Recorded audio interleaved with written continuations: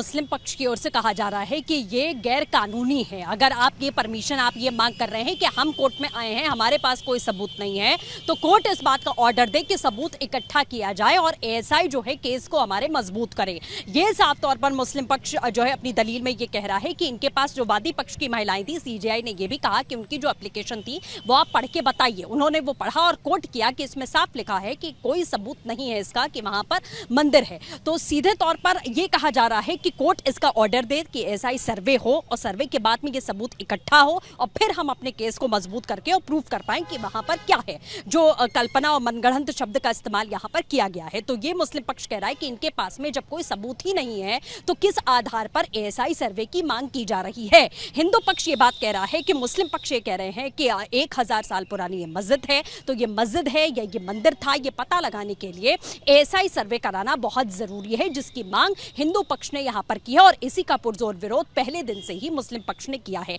अभी सुनवाई लगातार जारी है। दोनों अभी जो प्रतिवादी पक्ष है उसकी तरफ से ये दलीलें रखी जा रही हैं। जिस तरीके से हमारे सहयोगी अखिलेश राय भी अभी बता रहे थे कि प्रोविजनल जो मैटर है वो यहाँ पर सुना जा रहा है कि आखिरकार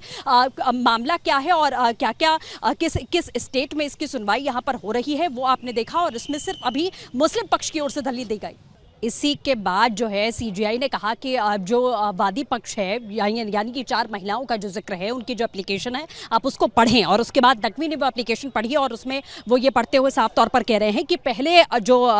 याचिका में, एप्लीकेशन में जो पहले पैराग्राफ लिखा गया उसमें ये लिखा गया है कि एविडेंस यानी कि सबूत जो है उनके पास में कि वहाँ पर मंदिर है, वहाँ पर मस्जिद जैसी कोई चीज़ नहीं है। लेकिन उसके बाद उसी एप्लीकेशन में जो दूसरा पैराग्राफ है उसमें ये कहा गया है कि एएसआई के द्वारा जो सबूत है उसे जुटाने की जरूरत है। तो नकवी ये कह रहे हैं कि हिंदू पक्ष का जो स्टैंड है वो बिल्कुल यहाँ पर क्लियर ही नहीं है। जो आरोप उन्होंने पहले लगाया कि इनके पास सबूत ही नहीं है और अब जो सीधे पढ़ते हुए यानी कि उसी एप्लीकेशन को पढ़ते हुए वो कह रहे हैं कि एक ही एप्लीकेशन में 2 जगहों पर ये लिखा गया, पहले ये दावा किया गया कि सबूत हैं और सीधे तौर पर जो दूसरा पैराग्राफ है उसमें साफ तौर पर यह मेंशन किया गया कि एएसआई के द्वारा सर्वे किया जाना चाहिए, उसके बाद सबूत इस पूरे मैटर को लेकर इकट्ठा किए जाएं। यही बात नकवी की ओर से पहले भी कही गई कि ये गैर कानूनी है कि अगर आपके पास सबूत नहीं है, आप कोर्ट के पास आकर कह रहे हैं कि आप ऑर्डर दीजिए कि इस मामले में सबूत इकट्ठा किया जाए।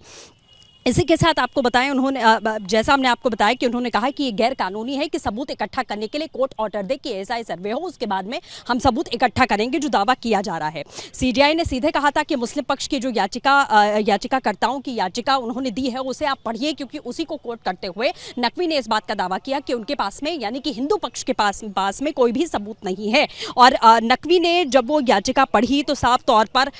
इसके साथ ये भी कहा कि सर्वे का आदेश सिर्फ ज्ञानव्यापी के लिए है, मंदिर के लिए जो रास्ता जा रहा है वो उसी के बीच में है। यानी कि मस्जिद अभी जो नया स्ट्रक्चर बना है, आपने देखा काशी कॉरिडोर, वो एकदम बीच में पड़ता है और रास्ता वही रास्ता जो है वो मंदिर को भी जाता है, जो रास्ता मस्जिद को जाता है। जो नया कॉरिडोर बना उसका स्ट्रक्चर भी यहाँ पर विष्णु शंकर जैन ने जो संरचना बनाई गई है, यानी कि कॉरिडोर के बाद में जिस तरीके का परिवर्तन हुआ है, जो काशी कॉरिडोर बना उसका जिक्र भी करते हुए वो नजर आए। और उसी के बाद कोर्ट ने ये कहा कि आप जो महिला याचिकाकर्ताओं की याचिका की बात कर रहे हैं उसको पढ़िए और उसी को कोर्ट करते हुए नकवी ने इस बात का दावा किया कि उस पैराग्राफ में 2 बातें लिखी गई हैं, जिसमें पहले लिखा गया है कि हमारे पास सबूत है, लेकिन दूसरे ही पैराग्राफ में यह मेंशन किया गया है कि हमारे पास इस बात का सबूत नहीं है और एएसआई द्वारा सर्वे करवाया जाए।